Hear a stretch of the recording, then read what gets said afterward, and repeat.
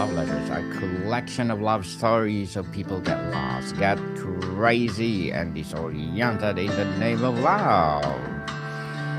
Another week, another great episode. The Restless Heart. Why we can't find love in your laboratory. Love Letter Part 1. Yes, this is an era where we know loneliness has become a silent epidemic, and dating feels like navigating a minefield of transactional exchanges. Shadi Hamid's recent article, Men Are Struggling to Find Love, Here's Why. A recent analysis of the male struggle for connection has exposed a raw cultural nerve. We've attempted to solve the crisis of the heart using the cold language of the laboratory and the therapy couch. Yet young men remain caught in a perfect storm, neurologically isolated and spiritually adrift. By trading the continental framework of the sanctuary for the contractual model of the dating marketplace, the sovereign self has been left in a state of chronic relational dysregulation. As Augustine of Hippo famously observed in the 4th century, our hearts are restless until they find rest in thee. This restlessness isn't a bug in the system, it's a feature of our relational anthropology. When the amygdala is constantly scanning for red flags in a digital minefield, it cannot enter the state of physiological calm required for true intimacy. Today, we'll look at the past modern metrics of the market value to the wisdom of the ante-Nicene fathers and the radical communal ethics of the early church. We're moving beyond the 1957 desperation of the coasters, searching, looking for love in every highway, byway, and ditch to rediscover a love in the ruins that offers a robust architecture for human flourishing in an age of fragmented souls. Fragmented soul. So, Mr. Meg, Hamid's article points picture of a widespread male loneliness and romantic failure. What's actually happening here? And does early Christian thought help us to understand this crisis? The statistics Hamid presents are genuinely alarming. Increasing numbers of young men report having no close friends, declining rates of sexual activity among young adults, and a growing cohort who have simply withdrawn from romantic pursuit altogether. This isn't about just incels or fringe communities. It's a mainstream phenomenon affecting ordinary young men across demographic lines. Hamid suggests several culprits: the rise of online dating that creates brutal winner take all dynamics, feminist critiques that have left men uncertain about appropriate behavior, economic precarity that delays traditional markers of adulthood, and a broader cultural shift that has devalued traditional masculine traits. The early Christians would recognize much of this landscape, though expressed in different terms. They too lived in a world of profound social dislocation. The Pax Romana had disrupted traditional tribal and familial structures. Urbanization was creating anonymous crowds rather than intimate communities. And philosophical movements like Stoicism were responding to widespread anxiety about meaning and purpose.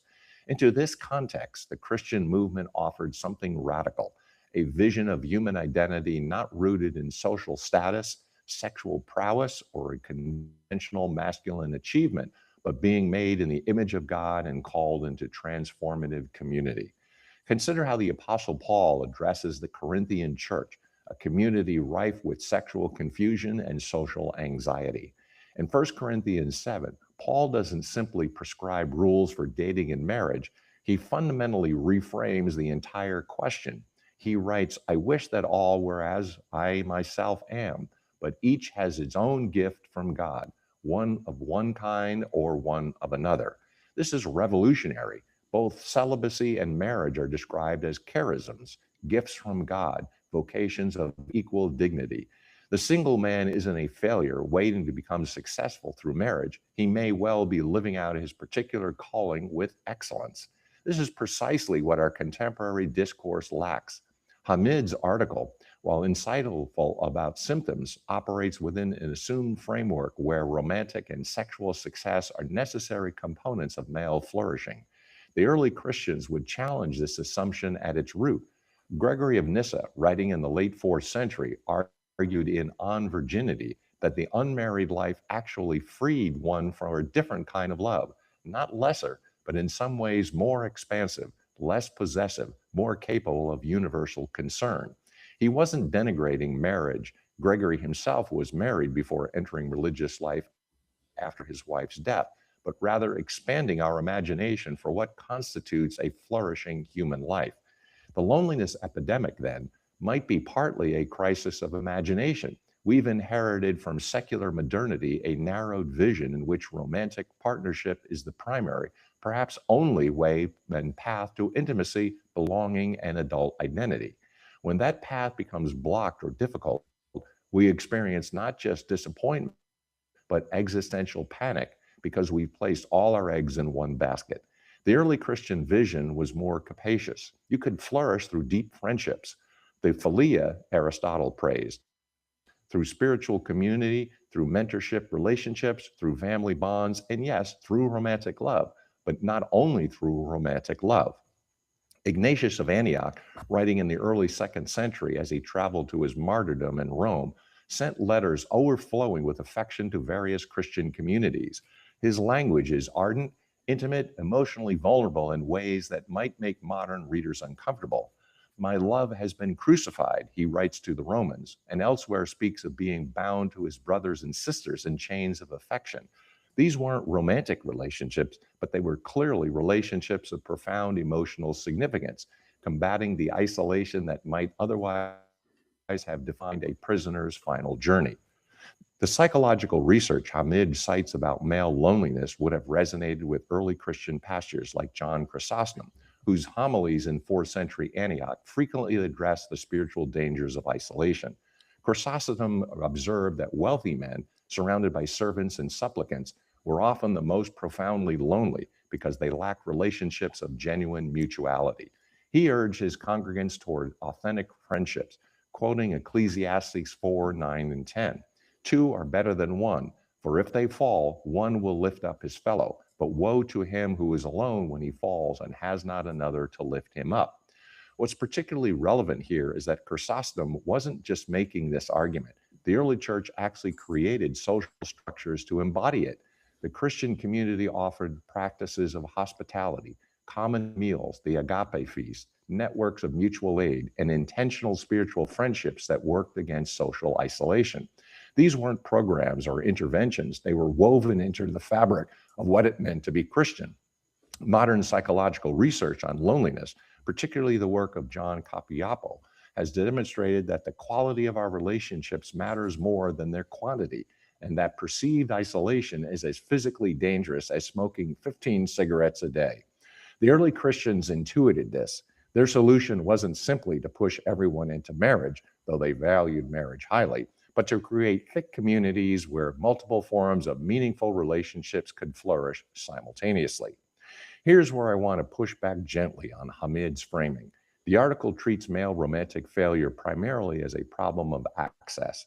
If only the dating market weren't so skewed, if only men had better social skills, if only economic conditions improved, then men would achieve romantic success and therefore solve their loneliness. This framework keeps us trapped into thinking about relationships primarily in market terms as goods to be acquired. The early Christian alternative is more radical. It suggests the prior question is not, how do I get a relationship, but how do I become the person and the kind of person capable of genuine love? This is a question of character formation, not strategic optimization. Augustine of Hippo, whose Confessions reads in part as a spiritual memoir of disordered desire gradually being reordered, famously prayed, "You have made us for yourself, O Lord, and our hearts are restless until they rest in you." His point wasn't that human love is unimportant. Augustine valued friendship intensely and wrote movingly about it, but that misplaced desire, desire that makes an idol of romantic fulfillment, will always disappoint. The loneliness epidemic might be, at its deepest level, a spiritual crisis of disordered loves. In conclusion, the male loneliness crisis is real and painful, but it's also an invitation to recover a richer Christian anthropology that sees human flourishing as possible through multiple forms of love and community, not solely dependent on romantic success. Romantic success. So you mentioned disordered desire, and Augustine recorded affections or the ordered affections, Mr. Meg. Can you unpack what early Christians believe about desire itself? Is it wanting romance or actually the problem? The question cuts to the heart of early Christian moral psychology, which was far more sophisticated than our contemporary therapeutic culture often gives it credit for. The early Christians didn't teach that desire itself was problematic. This was the error of various Gnostic movements that vigorously they opposed. Rather, they taught that desire needs formation, that we must learn to want rightly, to love appropriately, to direct our longings toward worthy objects in proper proportion. Let's start with the biblical foundation. In Matthew 5:28, Jesus famously says, "Everyone who looks at a woman with lustful intent has already committed adultery with her in his heart." This has often been misread as a harsh condemnation of sexual feeling itself. But look more closely at what Jesus is doing. He's directing attention to the interior life, to the desires and intentions that precede action. The Sermon on the Mount consistently moves ethics from external compliance towards internal transformation. Jesus is saying that virtue isn't just about controlling behavior, it's about forming desire, shaping the heart. The early church fathers took this seriously and developed extensive theologies of desire. Clement of Alexandria, writing in the late second century, distinguished between disordered desire or lust and eros, desires that can be sanctified and directed toward God and neighbor. Clement wasn't prudish. He wrote an entire treatise, the Pedagogicus, the instructor, giving practical advice about marriage, including sexual relations, treating them as good gifts that needed wise stewardship. Here's what's fascinating. Clement taught that the problem isn't desire's intensity, but its direction and discipline. He would have recognized the phenomenon Hamid describes: young men consumed by romantic longing, frustrated by unmet desires, sometimes turning that frustration into resentment or withdrawal. But Clement's diagnosis would be subtle. The desire for intimacy and partnership isn't wrong, but when it becomes desperate, grasping, when it seeks to possess rather than genuinely know another person, when it's driven more by ego needs than authentic love, that's when desire has gone wrong. Gregor of Nyssa offers perhaps the most profound early Christian reflection on desire in his commentary on the Song of Songs. Gregory reads this biblical love poem allegorically, as was common in his era, as depicting the soul's desire for God. But he doesn't deny its erotic dimension. Rather, he transforms our understanding of eros itself. For Gregory, eros is that restless energy that drives us beyond ourselves, that makes us dissatisfied with stasis, that propels us towards union with something greater. This erotic energy, he argues, is built into human nature by God and is fundamentally good, but it must be educated. The contemporary dating crisis Hamid describes involved desire that hasn't been formed, or worse, that has been malformed by pornography, by transactional views of relationships, by the gamification of romance through dating apps, by cultural messages that reduce intimacy to physical satisfaction. Early Christian formation practices assumed that desire, left untended, would become indeed disordered. That's why monastic traditions developed rigorous practices of asceticism, not because the body was evil, but because the passions needed training like an athlete trains muscles. Augustine's journey, chronicled in the Confessions, illustrates this transformation. His early life was marked by sexual relationships he describes as driven by libido dominandi, the lust for domination, the desire to possess and consume.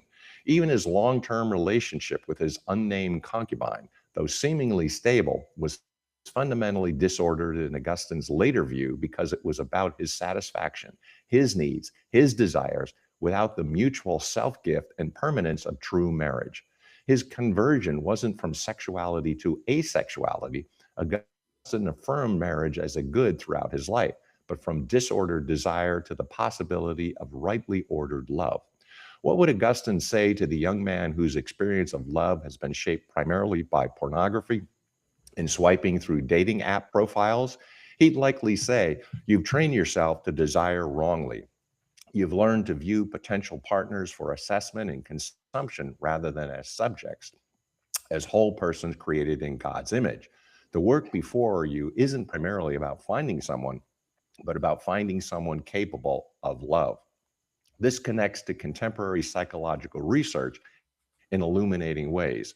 Attachment theory, pioneered by John Bowlby and Mary Ainsworth, demonstrates our capacity for adult relationships is shaped by early relational experiences. Those with anxious or avoidant attachment patterns struggle with intimacy, either clinging desperately or avoidant attachment patterns defensively. Healing requires what psychologists call earned security, the patient rewiring of relational patterns through new, healthy relationships, often beginning with a therapeutic relationship. The early Christians would recognize this process. What modern psychology calls earned security, they called sanctification, the lifelong process of being conformed to Christ's image, which includes learning to love as Christ loves. This wasn't quick or easy. The desert fathers or mothers, whose third or fourth century monastics withdrew to the Egyptian wilderness, spent decades wrestling with what they called intrusive thoughts and disordered desires. Their spiritual disciplines weren't about repression, but about patient transformation. Ponticus, fourth century monastic theologian, taught that lust was one of the 8 troubling thoughts that needed healing. His prescribed remedy wasn't sheer willpower, but a combination of practices: fasting to train bodily appetites, prayer to reorient desire toward God, manual labor to channel restless energy, and perhaps most importantly, confession and guidance from a spiritual elder. He understood that disordered desire couldn't be healed in isolation. It required community, accountability, and alternative practices that gradually retrain the passions. Now, let's bring this into conversation with Hamid's analysis. He notes that many young men have withdrawn from the dating market entirely, what social scientists called herbivore men in Japan, or men going their own way, MGTOW, in Western context. Some of this withdrawal reflects rational calculation. If the cost, rejection, humiliation, unclear rules exceed the probable benefits, why play the game? But early Christian wisdom suggests something deeper might be happening. Profound disillusionment, yes, but also an unformed desire that doesn't know what it actually is seeking. C.S. Lewis, drawing on earlier Christian tradition, wrote in The Weight of Glory, "It would seem that our Lord finds our desires not too strong, but too weak. We are half-hearted creatures, fooling about with drink and sex and ambition when infinite joy is offered us, like an ignorant child who wants to go on making mud pies in a slum because he cannot imagine what is meant by the offer of a holiday at the sea." The men withdrawing from dating may think they're being realistic, protecting themselves, or rationally opting out of a bad market. But from a Christian perspective, they may actually be settling for mud pies, retreating into video games, pornography, parasocial relationships with online personalities, or simply numbing resignation because they lack the imagination, formation, and community support to pursue genuine love, which is always costly and risky. Early Christians also faced temptations to withdrawal. The Stoic philosophy, popular in their time, taught apatheia, freedom from passion, emotional invulnerability achieved through detachment. The Christians rejected this. Yes, they warned against enslaving passions, but their goal wasn't detachment, but transformation. They wanted to be healed and elevated, not eliminated. That is why martyrs could face death with joy, not because they felt nothing, but because their loves had been reordered around what they believed was ultimate. John Chrysostom preached powerful sermons about marriage in late 4th century Constantinople, a city unlike our own in its celebration of wealth, status, and erotic display. He told young men that the measure of readiness for marriage wasn't economic success or social standing, but character, specifically the ability to love sacrificially. He urged them to see potential wives not as trophies or servants, but as partners in the spiritual life, equals in dignity before God, even if Roman society denied this. Here's the pastoral application for today. If you're a young man struggling in the dating market, early Christian wisdom doesn't offer you pickup techniques or strategic advantages. It offers you something harder but more transformative, the invitation to examine your desires themselves. What are you actually seeking? Is it genuine intimacy and partnership, or is it validation, ego satisfaction, sexual gratification, social status, or relief from loneliness? These latter desires aren't entirely wrong. They're human, but when they drive the search for relationship, they tend to produce either desperate longing or cynical withdrawal. The formation of desire requires what the Christian tradition called ascesis, disciplined practice. This might include periods of deliberate solitude and celibacy to break unhealthy patterns, spiritual direction or therapy to understand your relational wounds and patterns, immersion in communities that model healthy relationships, practices of service that train you to notice and respond to others' needs rather than constantly focusing on your own, and exposure to beauty, truth, and goodness that expands your imagination for what love might be. In conclusion, the early Christians teach us that desire itself is good, a divine gift, but it requires lifelong formation. And the first work is not finding the right person, but becoming capable of rightly loving any person you might find. Mr. Mick Hamid mentions feminist critics and how some men feel uncertain about masculinity itself. What did early Christians teach about manhood and others a vision of masculinity we're missing today? This is perhaps the most culturally fraught dimension of our discussion because contemporary debates about masculinity are so polarized. On one side, you have defenders of traditional masculinity, which sometimes conflate biblical manhood with cultural conventions from 1950s America. Stoic emotional suppression, dominance, rugged individualism. On the other side, some progressive voices seem to suggest that masculinity itself is inherently toxic, that maleness is the problem. The early Christian vision navigates between these extremes with remarkable sophistication. First, we need to acknowledge what Hamid identifies. Many men today genuinely don't know how to be men in ways that are both authentic and socially acceptable. The old scripts, be strong, never show weakness, dominate, provide, don't fit contemporary egalitarian values or economic realities.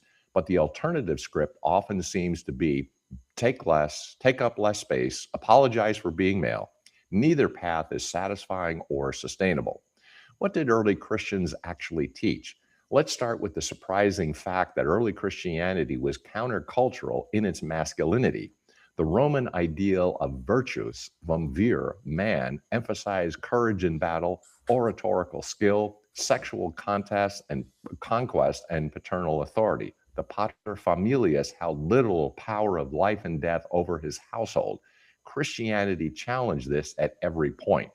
Jesus himself was nobody's picture of Roman masculinity. He wept openly, showed tenderness toward children, elevated women as disciples and witnesses, washed his followers' feet like a household slave, and went to his death without violent resistance.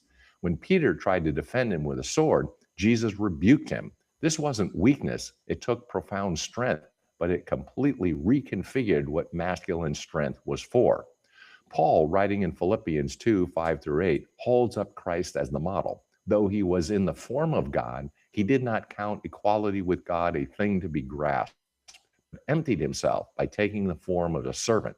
He humbled himself by becoming obedient to the point of death. This is kenosis, self emptying love. Paul then tells his readers, including men, to have this mind among yourselves. This doesn't mean weakness or passivity. Jesus is portrayed throughout the Gospels as having extraordinary self possession, moral clarity, and courage. He confronts authorities, disrupts unjust systems, and the temple cleaning, for example, and maintains his mission even unto death. But his strength is always ordered toward love, service, and the flourishing of others, especially the vulnerable. The early church fathers developed this further. Basil the Great, writing in the 4th century, described the ideal Christian man as combining strength and gentleness. In his monastic rule, he emphasized both rigorous discipline and profound tenderness. Strong men in Basil's community didn't prove their strength through dominance, but through self control. particularly the difficult work of governing their own passions while serving others. John Chrysostom's sermons on marriage are particularly illuminating. He tells husbands in Ephesians 5 to love your wives as Christ loved the church and gave himself up for her, a text often misused to emphasize male headship. But Chrysostom focuses on the self sacrifice. Do you want your wife to obey you? Then be to her as Christ is to the church, even if you must give your life for her. Do not refuse. This is masculinity, but it's radically redefined. Strength that protects rather than dominates, authority that serves rather than commands, leadership that empties itself for the beloved's flourishing. Augustine, in City of God, critiques the Roman masculine ideal directly. He recounts stories of Roman heroes celebrated for their courage and sexual restraint, but notes that their virtue was ultimately about reputation, glory, not genuine goodness. The Christian man's courage, by contrast, is motivated not by honor seeking, but by love of God and neighbor. His sexual restraint isn't about controlling women or appearing respectable. It's about respecting the dignity of the other and ordering his desires rightly. Now let's connect this to contemporary psychological research and Hamid's analysis. Studies show that men benefit enormously from emotional connection and vulnerability, but cultural masculine norms often discourage both. This creates a bind where men need intimacy for mental health, but they've been socialized to view seeking intimacy as unmasculine. The result? The epidemic of male loneliness Hamid describes. Brene Brown's research on shame demonstrates that men experience shame primarily about being perceived as weak or failing to provide, protect. This shame makes vulnerability, essential for intimacy, terrifying. The early Christian model offers a way out. Christ himself was vulnerable, showed weakness, needed help. Simon of Cyrene carrying his cross and dependent on others. If the perfect man were vulnerable, then vulnerability isn't contrary to authentic manhood. It's essential to it. But, and this is crucial, early Christian masculinity wasn't weak or passive. The martyrs, many of them men, showed extraordinary courage. Ignatius of Antioch wrote with fierce determination about his coming martyrdom. Athanasius stood alone against emperors and councils defending Orthodox faith. These men had backbones of steel, but their strength was for truth, for the defenseless, for God's kingdom, not for their own aggrandizement. Let's talk about protection and provision, since these are often cited as core masculine responsibilities. The early Christians affirmed these. Paul writes that anyone who doesn't provide for his family has denied the faith and is worse than an unbeliever. But they radically expanded what provision meant and who deserved protection. Christian men were expected to provide not just for their nuclear families, but for the whole Christian community, widows, orphans, the sick, and prisoners.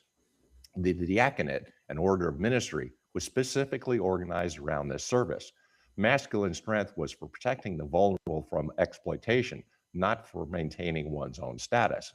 Lawrence, a 3rd century deacon in Rome, in order to produce the church's treasures, presented the poor, the crippled, and the blind, saying, "Here are the treasures of the church." Excuse me. Contemporary relationship research, particularly the work of John Gottman, shows that marriages flourish when both partners are emotionally intelligent, willing to be vulnerable, and to support each other's growth. Gottman's emotionally intelligent husband, who honors his wife's world and shares power with her, has much in common with the Christian masculine ideal. Strong enough to be gentle, secure enough to be vulnerable, confident enough to defer.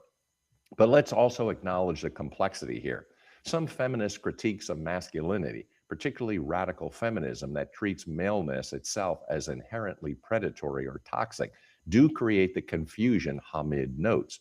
Early Christianity would affirm feminist insights about women's equal dignity, about the evils of patriarchal domination, and about men's responsibility for sexual ethics. But it wouldn't conclude that masculinity itself is the problem any more than femininity is. The early Christians taught that both male and female are created in God's image and are one in Christ Jesus with no inequality of dignity. But they also recognized that men and women aren't simply interchangeable, not because of social roles or capacities, but because of embodiment.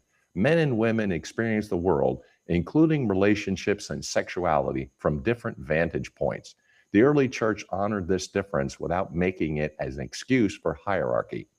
Gregory of Nazianzus in the 4th century wrote movingly about his friendship with Basil the Great, a deep, intimate, emotionally vulnerable male friendship. Their relationship gives the lie to the notion that men can't be emotionally connected. Gregory wasn't embarrassed to write of his love for Basil, his grief at their separation, his joy in their reunion. This was masculine friendship without modern homophobic anxiety or emotional constipation. For young men today, struggling to embody a masculinity that feels authentic, the early Christian model offers strength that protects the vulnerable and defends truth, not dominance over others. Courage to be emotionally honest and vulnerable, not stoic invulnerability. Leadership as servanthood, not as command and control authority. Sexual integrity as respect for others' dignity, not as conquest or scorekeeping. Provision and protection expanded beyond the nuclear family to the community. Identity rooted in being God's beloved son, not in sexual success, career achievement, or social dominance. This is challenging precisely because it requires genuine maturity. It's easier to follow simple scripts, dominate or defer, conquer or withdraw, than to discern how to embody self-giving love in each unique situation. But that discernment, that wisdom, is what early Christians meant by virtue, and it's available to men today. In conclusion, early Christianity offers a vision of masculinity that's both robustly strong and tenderly vulnerable, that protects without dominating, that leads through service, and that finds its identity in Christ rather than in cultural masculine performance, a vision that could free contemporary men from false binaries. Mr. Mink, thank you so much for sharing your knowledge and wisdom to the world. Thank you. And people at the core of this restless heart is a truth modern culture often resists. Love cannot be reduced to data formulas or controlled condition. We can map hormones, analyze attachment styles, and optimize capability, yet something essential remains unmeasurable. Mr. Mac, would you like to plug in something? Thanks for the opportunity. Write the book, grow the business. Connect with me on LinkedIn. GMIC, the Doctor of Digital Smith, PhD. Listen to the Doctor of Digital podcast and pick up a couple volumes I have on Amazon. On Track, Ian Hunter, and Burning America. Yes, people, let's support Mr. Make, the Doctor of Digital. And please do listen to our other podcast, which is Music 101, Mental Health 101, Love Letters, of course. And what is the other one, Mr. Make? I forgot. Music 101, Sex 101, Sex Mental 101. Health, and Love Letters. Love Letters, Sex 101, people. After this. Bodycom people, see you soon. Until next time, stay as gold.